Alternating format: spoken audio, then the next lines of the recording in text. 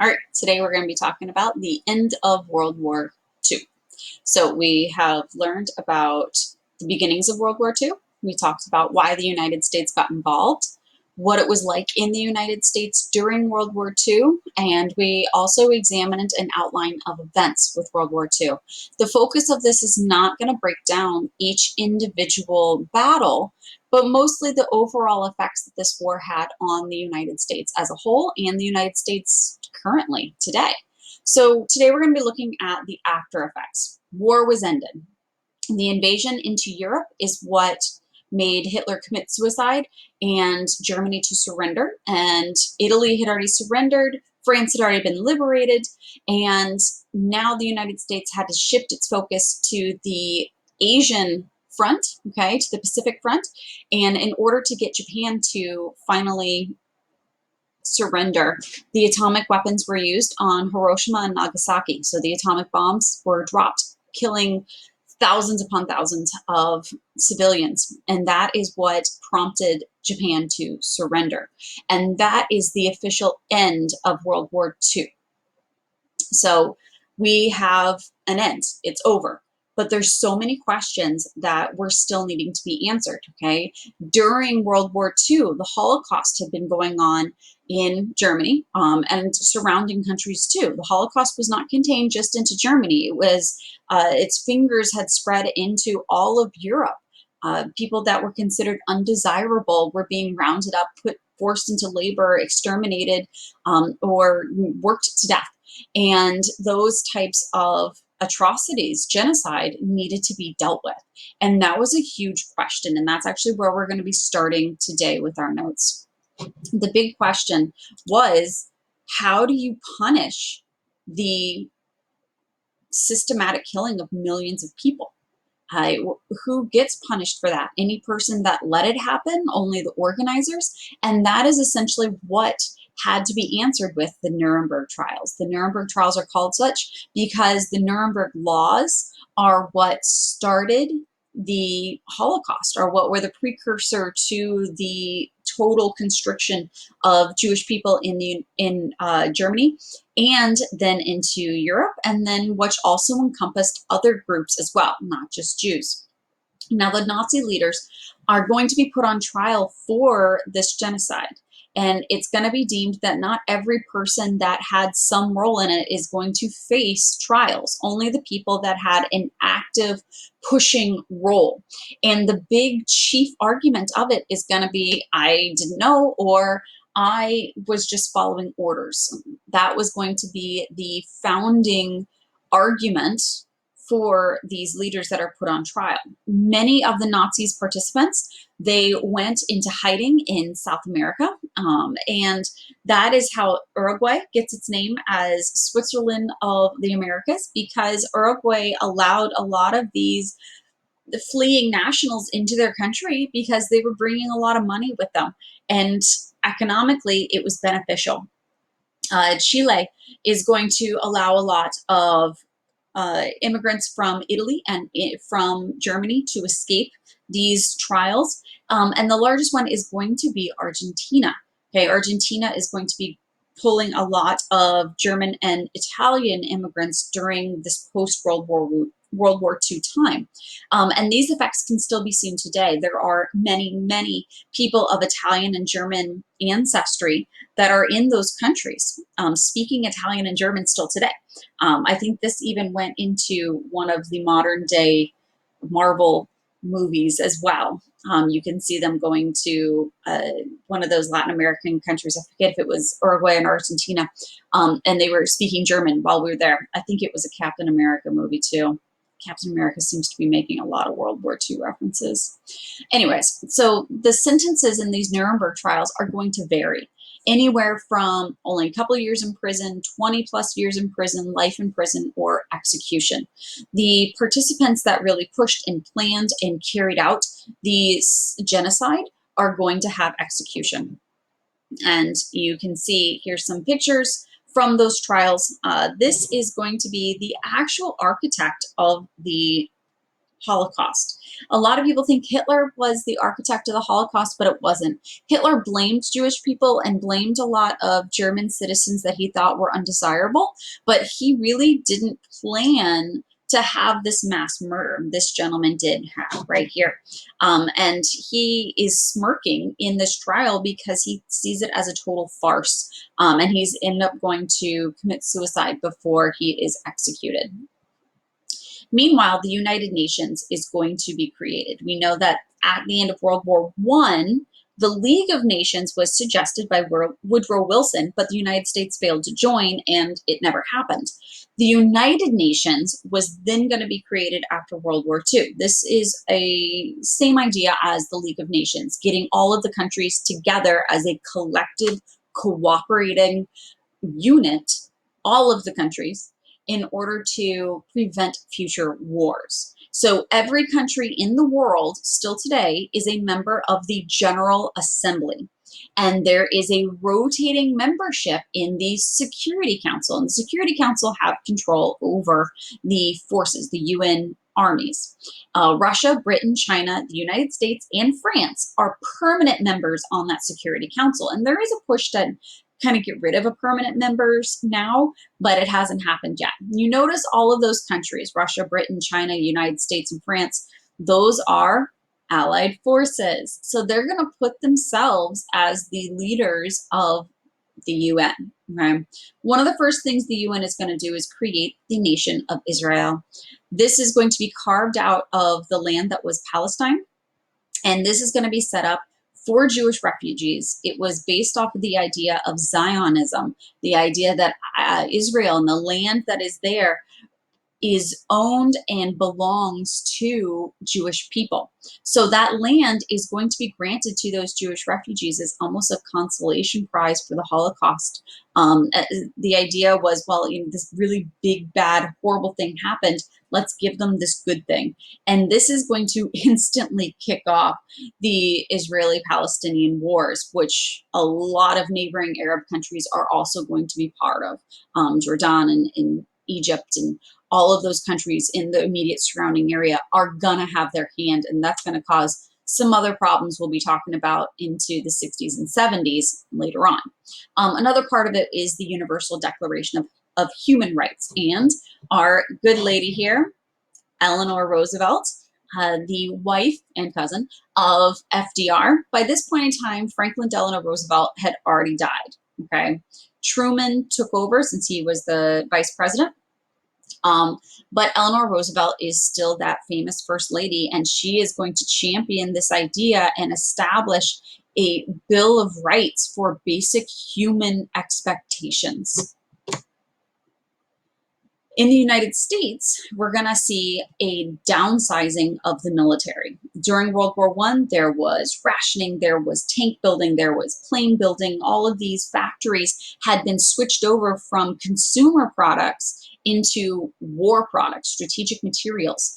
And the demobilization is not only going to swing back the amount of materials, war materials being made, it's also going to squish the size of the actual military. We had the draft during World War II, so they were actively pulling people into the military. Now they're going to kick them all out. And they're going to create what's known as the GI Bill. GI stands for General Infantry. So everyday soldier, okay, generic soldier. GI Bill is going to be set up in order to give those veterans a chance to attend college. It's going to pay for college. And it's also going to give job preference to those returning soldiers. Another aspect of that is going to be low loans, okay, interest rate loans for veterans. And a lot of those programs are still in existence today for veterans as well. Now, also, because we had not sustained really real substantial damage during World War II, like Europe or Asia had been having, with the exception of Pearl Harbor, the United States didn't have any physical damage from World War II. So this is going to be a head start on our economy. We have had dual incomes now. Okay, so a lot of men were overseas fighting and getting a paycheck for being in the army, and their wives were at home working in the factory getting a paycheck. So now we're seeing dual income households. In addition to that, women are going to stay in the workplace. It's going to be now, after this, after World War II, it's going to be the commonplace to see women working. It's not going to be considered a strange and weird thing for a woman to not only be a wife and a mother, but also have a job. Factories are going to continue to be open, but they're going to go back to their consumer products. So maybe the factory that was making fighter planes, now they're going to make passenger planes, and the airplane industry is going to boom. Maybe they were making tanks, now they're going to go back and make affordable cars. Maybe they were making other type of machinery, now they're going to make like dishwashers and washing machines and refrigerators and all of these consumer products that Americans with their dual income are going to buy. And this is going to set off a economic boom throughout the United States. Another thing that boomed was the population. Dad came home from war and they celebrated like only man and wife can celebrate during this time period. 9 months later, our population in the United States is going to soar. 35 million babies are going to be born in the 10 years in that time period. So when babies are born, you're going to have to, or they are going to have to buy more stuff. Bassinets and car seats. Well, there weren't car seats in the 1940s. They lived, or not.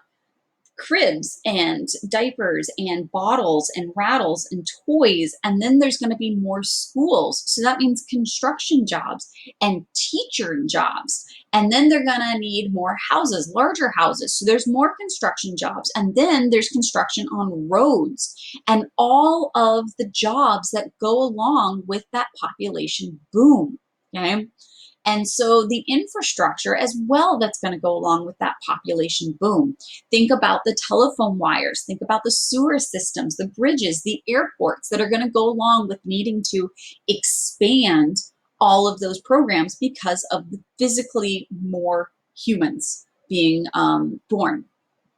Hospitals, okay, nurses, doctors, orderlies, all those things. And this is also going to spur the housing industry, suburbs. Okay, the most famous of these suburbs are called Levittown. Okay, Levitt was the architect, the designer of these planned neighborhoods. The idea was you applied an assembly line system to housing. Okay, so most of the time families were able to choose between like 3 different floor plans, and their house would be built in a matter of a couple months. And they would be able to be straight into there. And this was considered the American dream, having a house that doesn't share walls with another family. That was considered the high life. And now Americans were allowed to get into that lifestyle. And the GI Bill is definitely going to help. And to get to those suburbs, you have the highway system. While in Germany, General Eisenhower at the time saw the roads that had been made in Germany called the Autobahn. And today the Autobahn is still the interstates of Germany. And the idea behind them is there isn't a limited speed. As long as you can drive safely, you can go as fast as you want. And there's not intersections, there's only exits. So the cars are not slowing down, the cars are not stopping, there's no cross traffic, and there are fewer other roads connecting to it. So you're not going to have intersections, you're not going to have turnoffs, you're not going to have a reason for cars to be slowing down. It moves things faster and more efficiently if it doesn't have to slow down. So Eisenhower, now that he's president of the United States post-World War II, he's going to create this plan to match Hitler's Germany, the infrastructure there.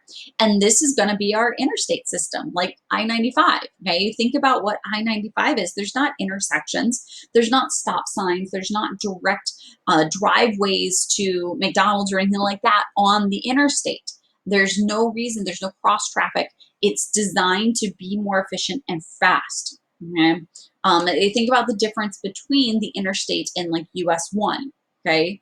At the time before World War II, we had highways like US 1 where there's intersections and slower traffic, but the interstate, okay, is very different. So Eisenhower is going to create the Interstate Highway Plan, and that's going to completely change the way America interacts with each other.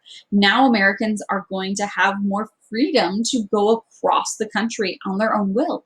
They don't have to wait for a single train. They don't have to abide by someone else's schedule. They can get in their own car and they can go wherever they want faster and easier. In the Sun Belt, okay, so think about the Sun Belt. The Sun Belt basically is the sunny, warm areas of the United States. Okay, so think about that belt across the southern portions of the United States. California, Nevada, Arizona, New Mexico, Texas, Louisiana, Mississippi, Alabama, Florida, the Sunshine State, Georgia, and South Carolina. This area across the southern portion of the United States is going to grow, not only with new technologies that were invented, aerospace companies, airplane companies, electronic industries. So we're talking now smart jobs, educated jobs, okay, are going to go here. And the big thing that's also going to pull a huge population to the South is the invention of air conditioning. It was right about this time, post-World War II, late 50s, that air conditioning was starting to be used. And it's not going to be until air conditioning is really used that people are going to really want to live this far south. So here's some of those pictures of men coming home, baby boom. This is kind of what Levittown looked like, the interstate system, and of course, consumerism. That idea of buy because you can. Buy stuff because you can. Now, internationally, the world is going to change because of World War II as well. We're going to see the start of superpowers. We have the Soviet Union versus the United States. Both of these countries came out of World War II as being the strongest, most dominant countries. But there's going to be one huge, big difference between the two, okay? Soviet Union is communist, totalitarianism, meaning the government owns every single thing and allows the citizens to use it.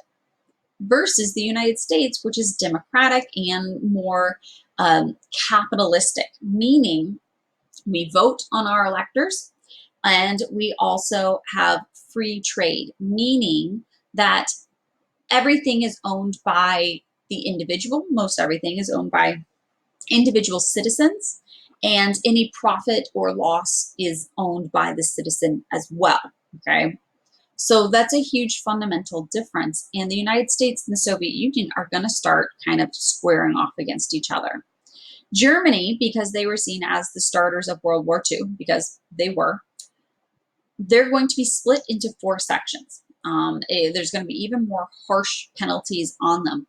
And the 4 sections are going to then be given to the 4 main winners of World War II. So you have France, Britain, the United States, and the USSR. The USSR is the Soviet Union. Okay? France, Britain, and the US are going to go ahead and combine theirs, call it Western Germany, instill democracy with very controlled sanctions. Okay. Meanwhile, Eastern Germany is going to be still retained by the Soviet Union. It's going to be absorbed into the Soviet Union, and it's going to be communist. Berlin itself, which is in the Eastern Bloc of Germany, is also going to be split into 4 sections. So here's the sections, okay? Here's Berlin. Berlin sits about right here, okay? So inside this communist area, you're going to have these little alcoves, okay, of democracy. And that's going to cause some issues a little bit later, okay? Now, the Cold War is officially going to start after this. The Cold War is a tenseness. It is going to boil over into some physical battles, wars, but it's never going to be a physical war between the United States and Soviet Union.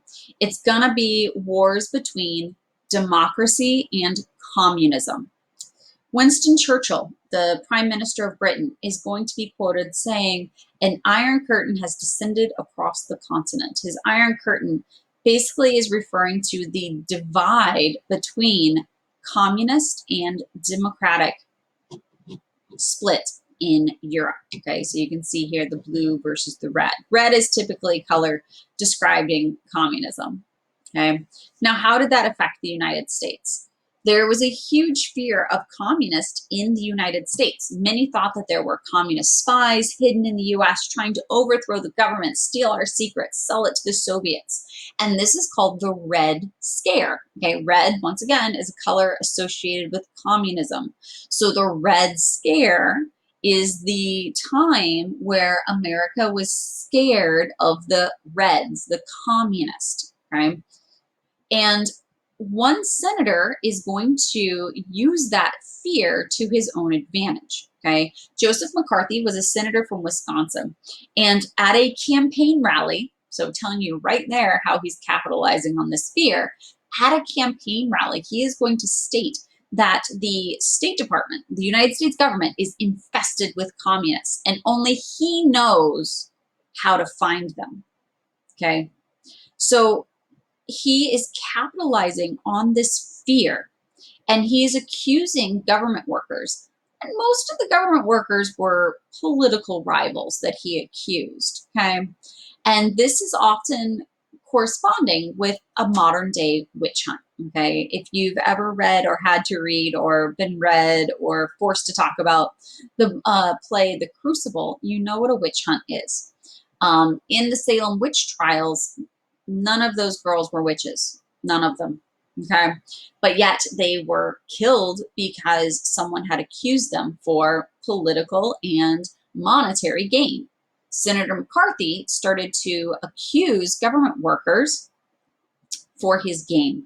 And this became reckless, and it ruined lives. It ruined political careers. It ruined social life. Okay. It absolutely was nerve-wracking and awful of what he was doing. So the term for reckless and extreme charges, so these aggravated, over-the-top accusations, are called McCarthyism. And every now and then you'll hear this term still used today in modern media to talk about like a modern day witch hunt or an extreme charge being given by a political party. Okay, an accusation that is disastrous, but can't really be proven. But the problem here is he couldn't prove it, but the other person couldn't prove that they weren't communist, right? Because they would say, no, I'm not. I'm not communist. I'm a true American. And Joseph McCarthy would just say, yep, that's exactly what a spy would say.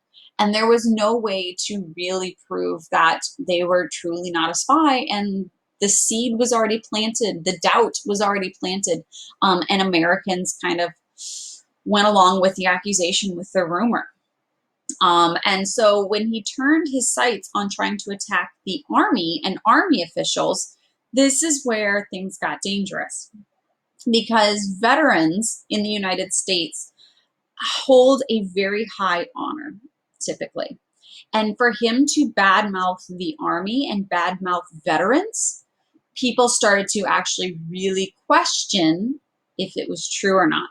And that's where Joseph McCarthy kind of was found to be a fraud, and his personal motives were brought to light, and he was excused from public office after that. Okay, here's the telegram that he sent to it.